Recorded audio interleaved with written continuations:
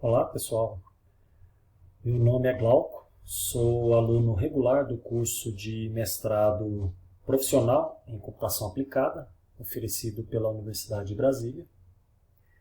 Trabalho no Tribunal de Justiça do Estado de Goiás e essa apresentação tem como objetivo mostrar uma técnica de mineração de dados que se aplica ao contexto da instituição onde eu trabalho, a fim de atender os requisitos para aprovação na matéria de mineração de dados do curso de mestrado. O título do meu trabalho é Análise do cadastro de despesa orçamentária dos contratos de TI do TJGO, utilizando a tarefa de classificação. E para explicar melhor esse título, começo primeiramente contextualizando a minha instituição. O Tribunal de Justiça do Estado de Goiás, conhecido como TJGO, é um órgão que está inserido no Poder Judiciário. E apesar da sua missão ser a realização da justiça, o seu funcionamento depende de atos administrativos, sobretudo no universo das aquisições e contratações de bens e serviços. E nesse universo de contratações existe a Lei 4.320, que estabelece as normas gerais para a elaboração e controle dos orçamentos e balanço da União, dos estados, dos municípios e do Distrito Federal. Essa lei, somada às portarias da Secretaria do Tesouro Nacional, influenciou de forma direta o Tribunal de Justiça de Goiás, sobre a forma como deve ser realizada a contabilização dos gastos no próprio órgão. Consequentemente, essa contabilização também influencia de forma direta as contabilizações dos gastos públicos no governo do Estado de Goiás. Mas o que interessa nesse trabalho é entender que cada produto ou serviço adquirido pelo órgão recebe um identificador conforme definições da Secretaria do Tesouro Nacional. Esse atributo identificador é uma classe na qual um produto ou serviço, dependendo da sua natureza, irá ser classificado. Esse atributo é conhecido como classificador de natureza orçamentária. Por ser uma área muito abrangente, o escopo desse trabalho se limitou somente sobre a classificação de natureza orçamentária dos contratos de TI do TJGO. Diante desse contexto, partiu-se então da premissa que esse cadastro de natureza orçamentária foi realizado de forma equivocada pelo TJGO. No banco de dados do TJGO existe um único atributo que identifica esse cadastro. E para isso foi proposta a criação de um dicionário de dados, de uma tabela chamada dicionário de dados neste trabalho, que auxiliasse na substituição desse atributo que contém os dados do cadastro. Em razão da Secretaria do Tesouro Nacional pré-definir as classes em que os produtos e serviços devem ser classificados, foi realizado nesse trabalho uma série de atividades que viessem a fazer essa correlação correta dos atributos. A tabela que eu vou mostrar aqui ilustra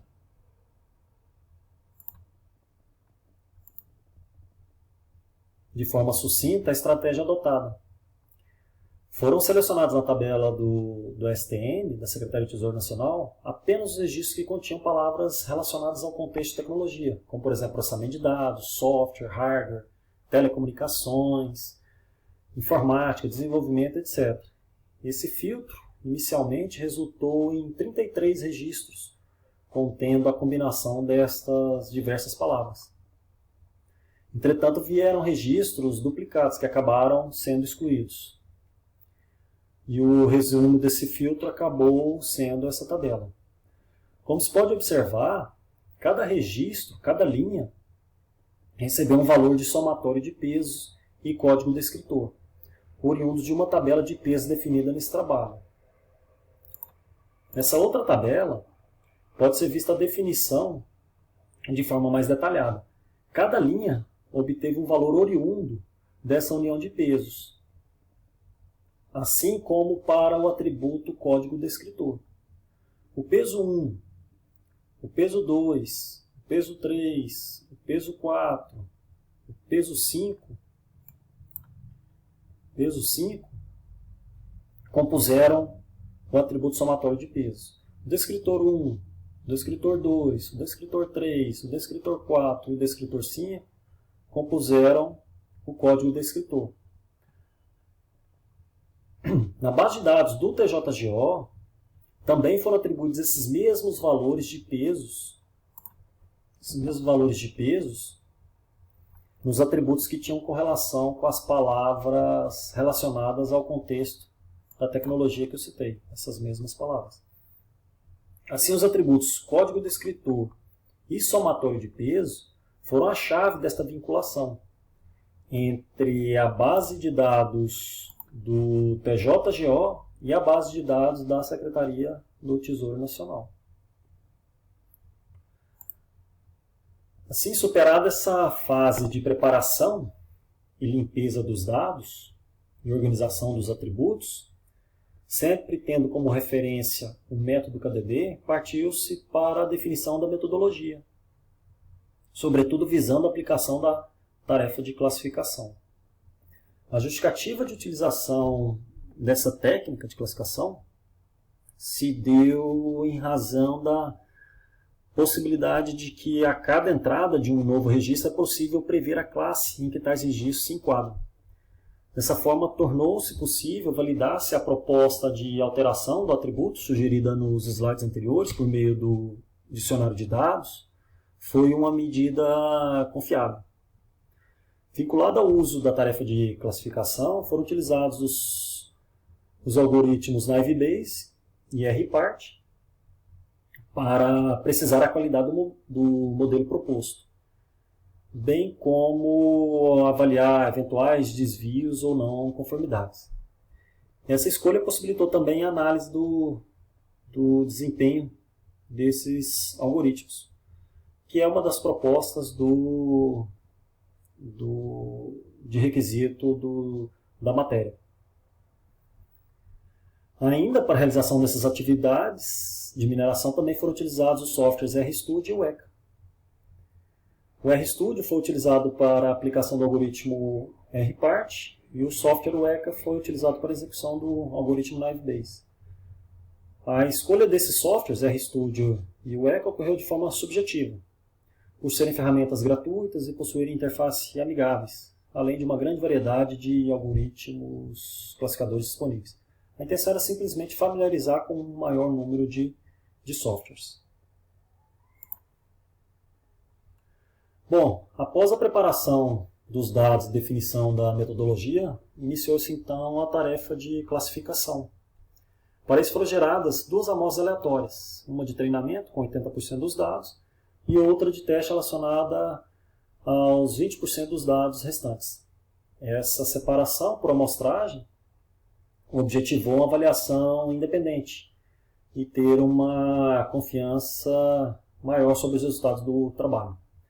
Para os dois algoritmos, RPart e Naive-Bayes, foram criados para cada um seus respectivos modelos. E então, coletados os resultados, que irei então apresentar aqui para vocês nos próximos slides. Aqui estão alguns dos resultados apresentados pelos algoritmos, onde o RPart obteve uma acurácia de 80,52% e o Naive-Bayes 97,40%. O total de instâncias da amostra de teste foi de 77 unidades, de um universo de 414 da base completa. Nesse trabalho, o Naive-Bayes se apresentou de forma mais eficiente que o RPart. Ainda dando sequência na apresentação dos resultados, aqui está a representação da árvore de decisão, gerada pelo algoritmo RPart. O que chama atenção é a quantidade de erros apresentadas nos nós 4 e 5. O nó 4 teve uma taxa de erros para o grupo G de 58,8%, e para o grupo J de 20,8%. Nesse slide, convém ressaltar que foi realizada uma correspondência, ou seja, uma tradução de significados, onde os valores numéricos referentes a cada registro da classe de natureza orçamentária passou a ser chamada de grupo. Os números que definem cada classe passaram a ter um nome, ou seja, como a base de dados tem 10 classes, cada uma dessas classes recebeu um nome, variando de grupo A até grupo J. Essa convenção foi adotada simplesmente com o objetivo de facilitar a didática, a leitura e a interpretação dos dados. Somente essa finalidade. Bom, nesse slide está a discriminação dos erros apresentados pela árvore de decisão. Essa matriz de confusão mostra as confusões que o algoritmo RPart apresentou durante a tarefa de classificação. Percebe-se que houve uma alta taxa de confusão para o grupo G, onde das 17 instâncias, 10 foram classificadas erroneamente. Uma taxa de erros de 58,8%, considerada então alta. O grupo J, com a taxa de 20,8%, também apresentou uma taxa de erros considerável sobre as 24 instâncias que foram analisadas. Bom, já em relação aos resultados do algoritmo Naive-Bayes, aqui estão apresentados os resultados de acurácia por classe e a sua matriz de confusão. Assim como no algoritmo RPart, o total de instâncias da amostra de teste foi de 77 unidades, de um universo de 414 da base completa. Analisando essa matriz, gerada pelo algoritmo Naive-Bayes, percebe-se algumas confusões geradas sobre as classes do grupo I e do grupo D. O grupo I foi classificado erroneamente como grupo C, e o grupo D foi classificado erroneamente como grupo G.